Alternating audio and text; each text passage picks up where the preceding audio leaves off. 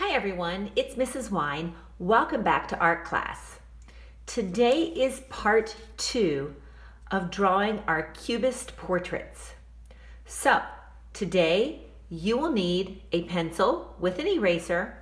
You will need a Sharpie or a black marker or even a black crayon. And you will need the paper from last week where we fragmented our page either with shapes or with lines. I think today I'm going to use my paper that I did last week where I fragmented with shapes. So if we take a look at some of our Cubist examples, we remember that one of the characteristics of Cubism is showing different parts of the face from different angles. And oftentimes fragmenting or breaking those different shapes of the face apart. So that's what I want to do today as I'm drawing my final portrait on this paper. I'm going to be fragmenting or breaking apart my face. Now, I like to start with a very light pressure, and I'm just going to start with an outline of an oval because I know that a face shape looks kind of like an oval. And I make sure I make it big enough so that it mostly fills my page. Then the trick is to start off with a Cubist style. I'm going to fragment my face and break it apart. So if I start with this line of where my oval is, I want to make sure that when I get to one of these dividing lines, I'm really going to move where the edge of that face is. So instead of drawing my oval, maybe I'm going to move over here, and here's going to be another edge of my face. And then when I get to this dividing line, I can say, oh, here's the edge of the face here. And I'm at another dividing line, so maybe I'm going to move the edge of my face out here. So I essentially just use this dividing line. Every time I get to it, I'm moving that edge of that oval, either up or down, someplace so that the face shape doesn't even look like an oval anymore.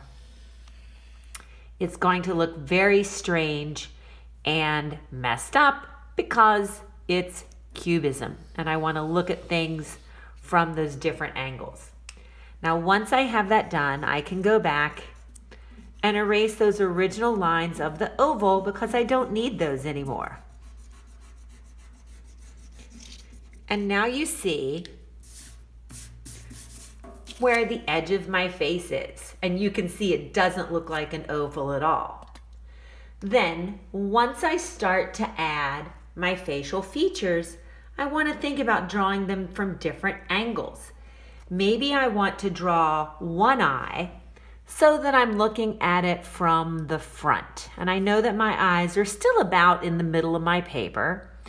So I could draw an eye shape like I'm looking at it from the front. And again, I could add other details, whatever I want to add. But maybe I'm going to make this eye look like it's looking from the side. So a side eye would be sort of an angle line with the eyeball in here. And then when I come down to do my nose, it's the same thing. Maybe I start to draw part of my nose from the front, but maybe I draw the nose over here as if it's from the side. And I don't even have to worry about making those parts of my nose match up. And then I'm going to come down and do the same thing with the mouth. So I could have part of the mouth here, maybe part of it's here. Decide whether I want my lips to be open or closed. I could kind of do a little bit of both. Maybe here I'll draw the mouth being open. Give myself some teeth. And then don't forget all the other interesting parts. I could draw part of an ear. I could have another ear. Oh, it could be someplace over here. Remember, they don't have to match up. And then I could do the same thing with the top of my hair. It could start here. It could be out here. However I want the different parts and whatever details it is I need to finish my face. So it's all about just fragmenting those different parts of the face. And then when I am all the way finished and I have something that I like, I can take my pencil. I'm going to go in and erase any lines that are mistakes. And then the last step today is tracing your drawing with the black. So now all I have to do is go through. I don't think I need this line. I don't need the top of my head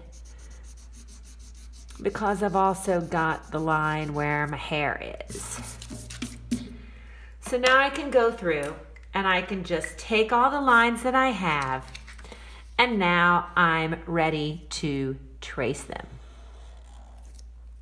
So this week you are drawing your face, but remember you want to fragment all those different pieces, break them up every time you get to a dividing line, so that next week, we are ready to finish with the black. I hope you have a wonderful week. If you want my feedback, please make sure that you send me the picture of what your artwork looks like before you trace in black. Because if you wait, and you've already traced it, then it's much harder for you to make changes. So send me the photo while it's still in pencil. Then you can make any adjustments that you need to make, and then you'll be ready to trace. Have a wonderful week. Keep this drawing so we can add on to it next week. And until then, keep on creating.